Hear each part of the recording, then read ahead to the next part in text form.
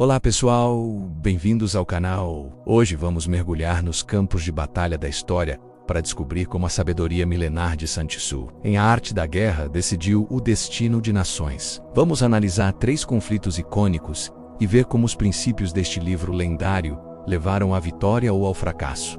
Estão prontos para decifrar os segredos da estratégia militar? Então, vamos lá! Nosso primeiro estudo de caso nos leva a um dos conflitos mais controversos do século XX.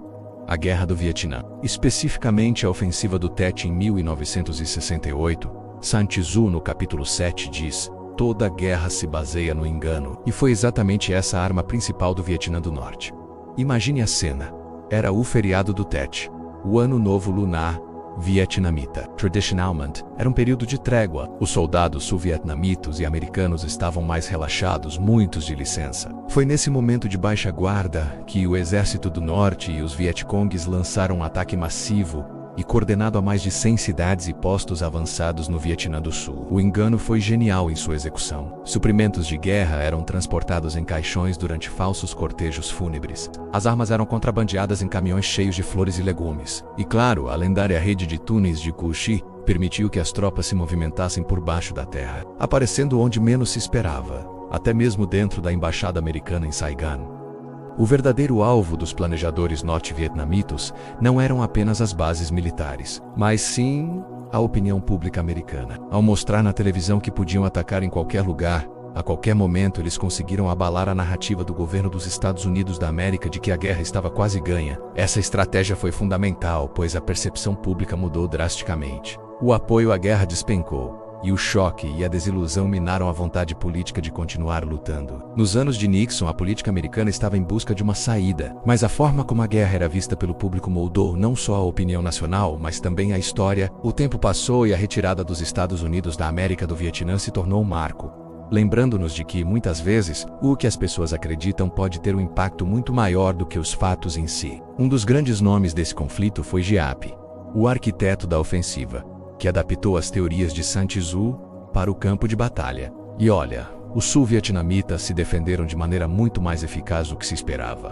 Parte da surpresa foi a resistência local, que foi realmente impressionante. E não podemos esquecer o papel revolucionário da mídia nessa história. Pela primeira vez, a guerra entrou nas salas de estar das pessoas em tempo real, graças à TV. Essa cobertura sem precedentes mudou completamente a forma como o público percebia o conflito, tornando tudo ainda mais intenso e impactante. Embora o Vietnã do Norte tenha perdido várias batalhas no campo de batalha, através de um engano estratégico, eles venceram a guerra psicológica, forçando a eventual retirada americana. Essa situação nos ensina uma lição poderosa. A percepção pode ser mais decisiva do que a realidade. Nos anos de Nixon, a política americana buscava uma saída, mas a maneira como a guerra era percebida pelo público moldou não apenas a opinião nacional, mas também a história. Agora, vamos viajar no tempo muito antes da televisão e das armas automáticas, para o ano 216 a.C., para uma das batalhas mais estudadas da história, a Batalha de Canas. De um lado, o poderoso exército da República Romana. Do outro, o general cartaginês Aníbal Barca, em menor número e em território inimigo. Aqui, o princípio de Sun Tzu que brilha é o do capítulo 4, a disposição dos meios. Ou seja, o posicionamento estratégico das suas forças. Sun Tzu ensina que um general habilidoso posiciona suas tropas de uma forma que a vitória seja inevitável. Aníbal era um mestre nisso. Ele conhecia seu inimigo perfeitamente. Sabia que os romanos confiavam em sua infantaria pesada e em um ataque frontal esmagador. Então, em vez de enfrentar essa força de frente, ele a usou contra eles mesmos. Aníbal organizou seu exército em uma formação de meia-lua, com o centro curvado para trás, formado por suas tropas mais fracas, os gauleses e espanhóis. Nas laterais, ele posicionou sua infantaria africana, suas tropas de elite. Como Aníbal previu, os romanos avançaram com força total contra o centro fraco. A linha cartaginesa cedeu recuando lentamente, de forma controlada. Os romanos, sentindo a vitória próxima,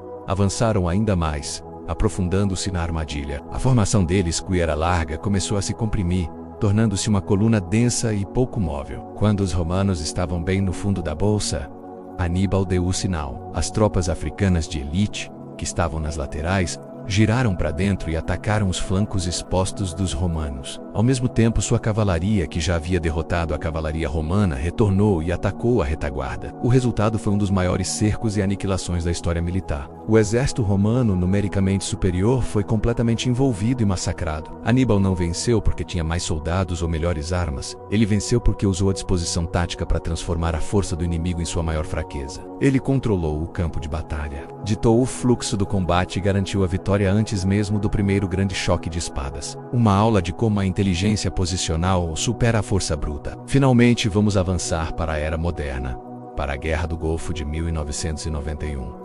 Este conflito foi um divisor de águas na história militar. E o princípio de Sun Tzu em jogo aqui é fundamental. Conhece o teu inimigo e conrastei em ti mesmo. Em 100 batalhas, nunca correrás perigo. É o capítulo 3, sobre planejamento estratégico. A coalizão liderada pelos Estados Unidos enfrentava o exército iraquiano de Saddam Hussein, na época o quarto maior do mundo. Uma invasão terrestre direta poderia resultar em milhares de baixas, mas a coalizão aplicou o princípio de Sun Tzu de uma forma tecnológica. Antes que um único tanque da coalizão cruzasse a fronteira, começou uma guerra invisível.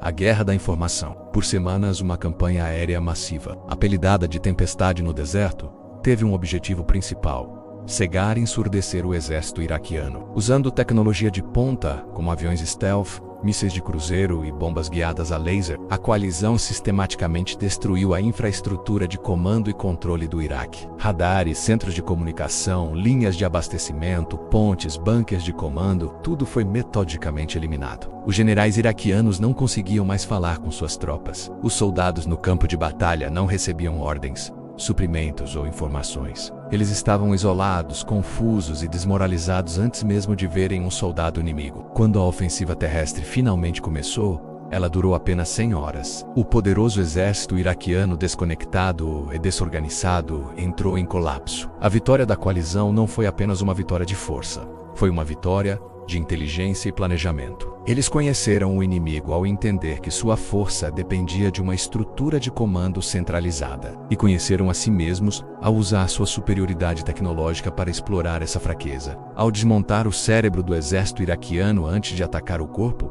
a coalizão minimizou drasticamente suas próprias perdas e alcançou uma vitória rápida e decisiva. A Guerra do Golfo mostrou ao mundo que, na era moderna, a informação é a arma mais poderosa de todas, validando as palavras de Sun Tzu escritas há mais de 2.500 anos. Então, da selva do Vietnã aos desertos da Mesopotâmia, passando pelos campos da Itália antiga, os princípios da arte da guerra se mostram atemporais. Engano, posicionamento estratégico e conhecimento profundo do inimigo são chaves que abrem as portas da vitória. A história nos ensina que a guerra não é apenas sobre quem tem mais soldados ou armas mais potentes, mas sobre quem tem a mente mais afiada. Espero que vocês tenham gostado desta jornada estratégica pela história. Qual desses exemplos você achou mais fascinante? Existe outra batalha histórica onde você vê a mão de Sun Tzu? Deixe seu comentário aqui embaixo, vamos continuar essa conversa. Muito obrigado por assistir. Se você curtiu o vídeo, não se esqueça de deixar o seu like, se inscrever no canal e ativar o sininho para não perder nossos próximos conteúdos. Até a próxima.